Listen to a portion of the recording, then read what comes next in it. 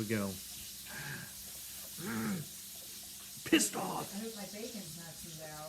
Okay, shh, please, I'm recording now. Okay, everybody. You guys got to see the little preview. Now we get to the real thing. So let's get to the Week 6 results. Incidentally, with the start of play this week, we will be into the second half of our season. Kind of shocking, right? It's happening pretty fast. So the big winner this week was Michael's Minions. Michael scored 123 points, moved into first place in the Fauci division at 4-2, three-way tie for first, but he's now leading that division in points scored. And I believe this was his first ever high score. He scored 123, and the amazing thing is he was playing Mask Aversion, who was 4-1 coming into this week. The final score was 123 to 38. This has to be one of the biggest margins of victory in the history of our league. So for Michael, Matt Ryan really came through big for him with 38. Ronald Jones with 23. Will Fuller, who's been a serious stud when he's not laying with a hammy, with 18. And for Mask Aversion, I mean, Aaron Rodgers, 7 points. Zeke, 7 points. DeAndre Hopkins, 7 points. Not one of his starters had more than 7, which is just one of those weeks. So, big win for Michael, bad loss for Mask Aversion, but 4-2, so nothing really to cry about there. In the all-female battle, it was Rolling with Mahomes beating Team Smack 91-77. Another pretty solid outing for Team Smack. Ryan Fitz, 25 points. I think he's the number 8 overall quarterback, and he got benched this week, so it's tough being Fitzy. I mean, he didn't get benched after having one of his patented 4 interception games. I guess it's just time for Tua. And for Rolling with Mahomes, the big scorer for her was Justin Jefferson, the rookie receiver, who to me doesn't seem to get a whole lot of attention, maybe because he's on the Vikings, but he had 30 points. He's now the number 4 overall receiver. And she needed just a minor outing from Patrick Mahomes Monday night, got it with no problem. He came through with 24 on a rainy night in Buffalo.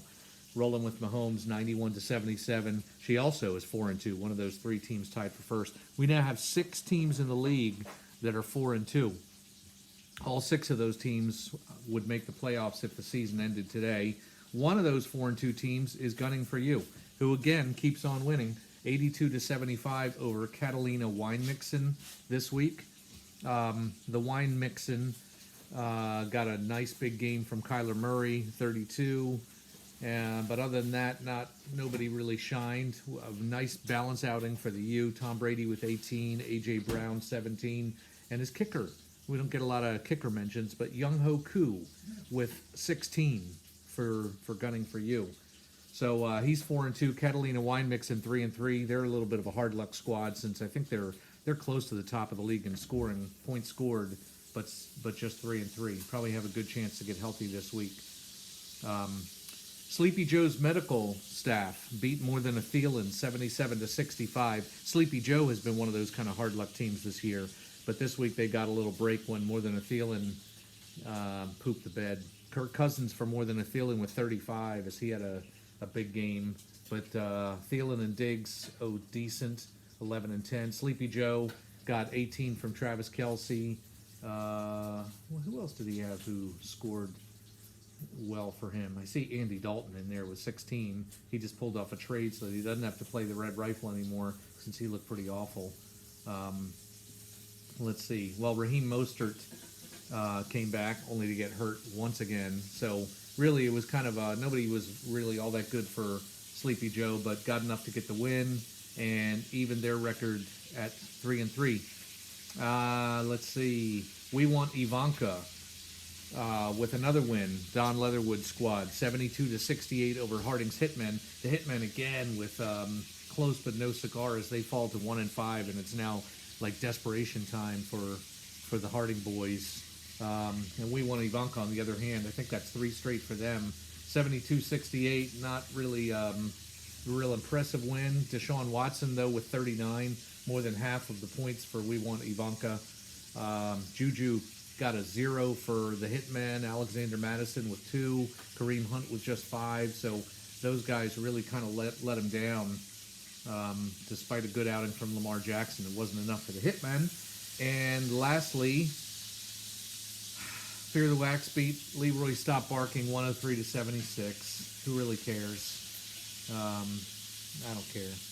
Derrick Henry, just go to hell, Derrick Henry. Take your poop sticking out of your helmet and just leave me alone.